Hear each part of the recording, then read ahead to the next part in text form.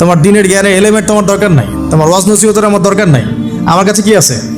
বেশি শক্তি আছে, পিঠায় সব সিধা করে ফেলাবে একেবারে। ব্যাস ইব্রাহিম আলাইহিস সালামের জন্য বলছে ফাল হাররিকুহু ওয়ানসুরু আলিহাতাকুম, একে জ্বালায় দাও, পুরায় দাও, একে জ্বালায় পুরায় দাও, তোমাদের ইলাহদেরকে সাহায্য করো। আল্লাহ পাক অন্য জায়গায় বলছেন যে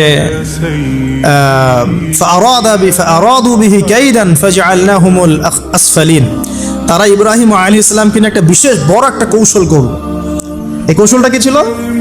তাকে অগ্নিকুণ্ডের মধ্যে ফেলে দেওয়ার একটা চেষ্টা করলো, আগুন জ্বালিয়ে রাখলো। বলা হয় 40 দিন, এগুলো হিস্ট্রি বা তাফসীরগুলোতে আসছে, আমি just Quran text to the point বলছি।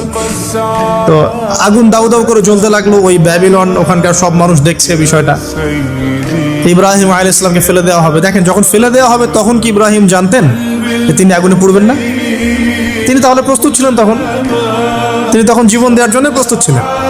ঠিক আছে, এখন তাকে ফেলে দেওয়া হচ্ছে, ঠিক ওই সময়ে জিবরাইল আলাইহিস সালামের আগমন। সুবহানাল্লাহ। তিনি এসে বলছিলেন যে আমার কাছে কোন হাজত আছে নাকি আপনার? তখনও ইব্রাহিম আলাইহিস সালাম বলেছেন আপনার কাছে আমার কোনো হাজত নাই। হাসবি আল্লাহ ওয়া নি'মাল ওয়াকিল, এই যে কথাটা আমরা বলি হাসবুনাল্লাহ ওয়া নি'মাল ওয়াকিল, হাসবি আল্লাহ ওয়া নি'মাল ওয়াকিল, ইব্রাহিম আলাইহিস সালাম বললেন আল্লাহই আমার জন্য যথেষ্ট এবং তিনিই আমার উত্তম কর্মবিধায়ক।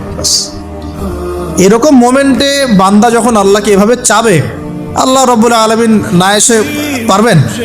কখনোই পারবেন না ইনশাআল্লাহ। তখন আল্লাহ রাব্বুল আলামিনের আদেশ চলে আসলো, ইয়া নার, হে আগুন, কুনি বারদান ওয়া সালামান আলা ইব্রাহিম, ইব্রাহিমের জন্য ঠান্ডা হয়ে যাও, শীতল ঠান্ডা হও, মানে খুব শীতল না, বা আরামদায়ক শীতল ঠান্ডা হয়ে যাও। সুবহানাল্লাহ।